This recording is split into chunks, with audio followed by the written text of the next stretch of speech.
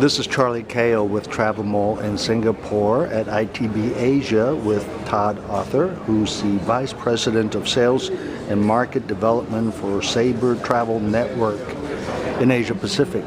Great to see you again. Great to see you again, Charlie.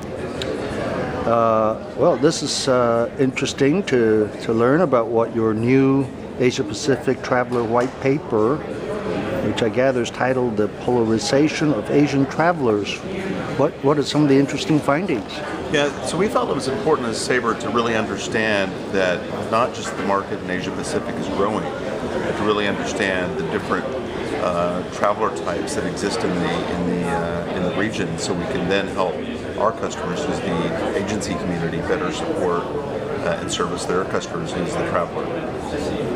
And you were beginning to tell me about an example of Chinese travelers.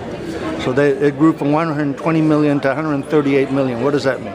Yeah, so, well, saying that people are not just traveling more, because with the rise of middle class and technology is providing more information, which is driving people to want to know more and want to explore more.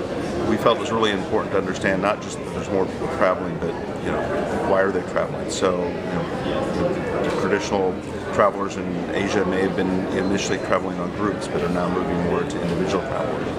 And one of the things that are studied in Whitepaper kind of showed that people are not necessarily staying in one category. So if you start as traveling as a group, the next time you may go as an individual traveler, you may go back to group travel. Depending on where you go. Depending on where you go. Who you're traveling with. Who you're traveling with, those kind of things.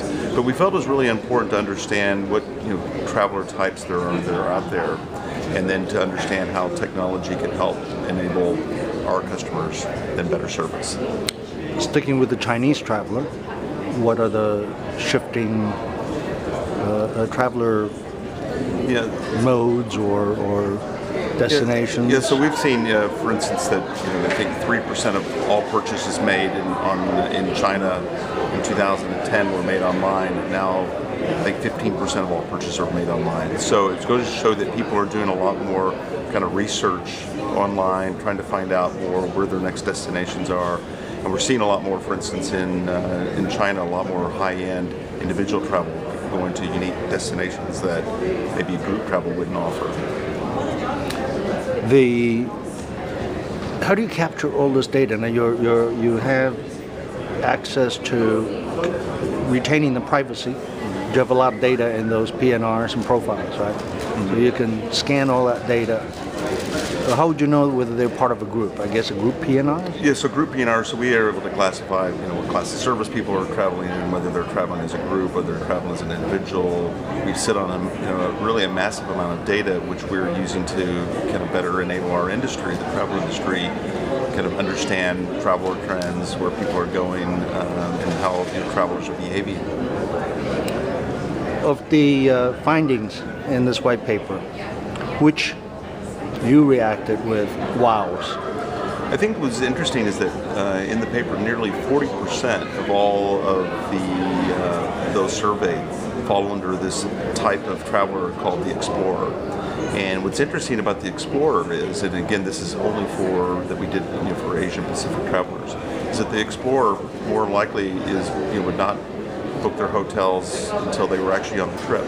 So maybe book one night at their first destination, and then as they plan their next destination, would then be booking their travel and booking other side trips while they're on the trip. So they really want to understand more about the travel as it evolves, which is quite different than the perception of the travelers in the Asia Pacific region. Wow. I'm going wow, thinking of all the searches of the OTAs and hotel sites that they're retargeting. Well, and then they're not purchasing online. Yeah, so they may for the next day once they reach the destination, I guess. But what we felt is really important for the agency community is how do you stay engaged with those travelers? So, when someone books maybe a hotel through the agency for the first night, then how do you ensure they come back to you to help them book the next? And so being able to create opportunities to engage with the traveler while they're on the trip then has the ability to help influence these explorer type of travelers. And what kind of ideas does the Sabre think tank come up with to enable the travel agent to hang on to a piece of business, another piece of business from their client? Well, using our traveler centricity products and solutions that we have, so through TripCase, which is the ability to manage your itinerary. So now creating opportunities for agencies to be able to engage with the traveler while they're on. So if a traveler decides that, wow, this destination is so great and I want to stay an extra day, being able to engage in two-way, to be able to change the flights, to rebook hotels, to be able to rebook flights, to enable the traveler who's in this explorer category to continue to explore. Any other wows from the report for you? Yeah, I think it was really interesting to find that how social media is also impacting. So now are people sometimes taking trips, in certain groups to be able to connect with their friends or to maybe brag about the trips they're on. So different groups of travelers are using social media. That one thing we found is that all traveler groups are using social media, but they're using it in different ways. And in that particular finding, is there a way that Sabre is able to be involved with that social media interaction to help the travel agent? Well, one of the things we thought was important is, first of all, to understand the behaviors of these travelers. So, for instance, if social media is a really important part of one of the travel groups, then can we help them? Can we help the agency community then create travel blogs, or can we help them understand that while the traveler can play an important role in actually helping creating new itineraries for future trips. So using the social media component to be able to help further engage with the traveler. What are some of the? Give us an update of some new developments over at Sabre Solutions, but also include what's on the table. What are the brains thinking about and wishing on the wish list? Sure. Yeah, so one of the things we're really excited about, it's not on the wish list, this is something that's been in development and is now being released in the next few months, is what we call the new Sabre Red Workspace. So moving beyond just a typical blue screen or green screen interaction, but really creating a user interface that empowers the travel consultant or the agency community to bring more value. One of the things the study found is that people felt that there was too much information out there. So, there was, and how do you help kind of bring all this information together to help me make decisions? So in our new Sabre Red Workspace, creating opportunities, so when you look for a price between point A to point B, usually the second question someone asks is, well, is there any ways that I can find a lower price in this destination?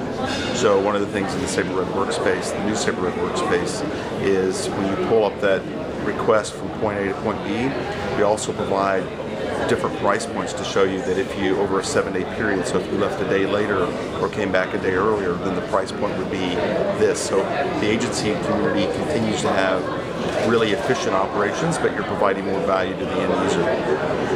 And to what extent has that lowest fare or lowest hotel rate, how much of that now of the data is combined with external data from other partners and available at one click to sort them within your results?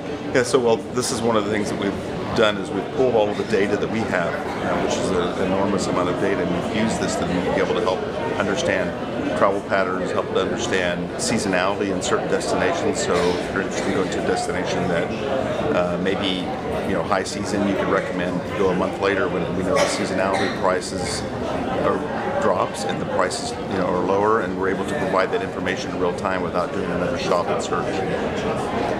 And third-party partners, I'm thinking of, in terms of air consolidators, and in terms of hotel would be our hotel banks. Yeah, we're continuing just to pull in the amount of data that we have and continuing to work with other partners to be able to ensure that we're providing relevant information to the agency community to enable them to be more relevant to their customers. Third-party developer solutions, partners of Sabre, How's that space? Is that ever growing? It is continuing to grow. So we have Sabre Red apps that we're now the agency community can use. So just like your own personal device apps that have enabled you to make travel easier. So we have well over 100 apps that now our agency community are using in order to improve the efficiencies of their operations to engage in travelers in a better way. One thing I've noted at this gathering, this ITB Asia gathering, is and at the Web in Travel WIT conference, is some people talking about virtual reality for hospitality at this moment. Have you been hearing talk about that? I mean, it was the first time I ever tried it yesterday. First time for anything, a little strange. But then right after that, I ran into two large multinational hotels who are using it for the more for their developers or off the way destinations, Mongolia somewhere, where it'd be helpful for a luxury traveler to see it. Well, I think the possibilities are endless on the virtual reality. I think it's the hospitality space is a really a key player in this, the ability to show new destinations so you can be in your room and thinking about, to the explorer type who's wanting to think about their next destination. So being able in virtual reality to look at content from that hotel and not just in a traditional way, but to be able to go on tours of a potential hotel or areas around the property would make a difference. Well, I'm visualizing the travel agent, which probably very often never see their client in front of the desk, but maybe on the phone or online with them, and all of them have their goggles on and looking at a virtual reality of some property or destination that they're talking about. And also, and the same thing for the airline industry. How many times have you said, well, what does the configuration look like? So to be able to be a travel consultant and be able to have a virtual reality set, nice. to be able to say, oh, well, I can tell you what this particular seat looks like, or what the cabin's like, or this is close to the restrooms, or close to the galley, which you may not, get the best experience from. So there's a lot of possibilities in the virtual reality space. And what should travel agents and/or suppliers in Asia Pacific be looking for the next 12 months to see Sabre launch? Yeah, well, I think the white paper has shown there's great opportunities for hotels, for airlines, for travel agencies to better interact with their customers and suppliers. We hope that they will glean a lot of value from this white paper, and you will see us as Sabre launching the Sabre Red Workspace, which we're really excited about, which will be a game changer in the travel industry. Todd Arthur with Sabre Travel Network Asia Pacific, thank you very much. Thank you, Charlie.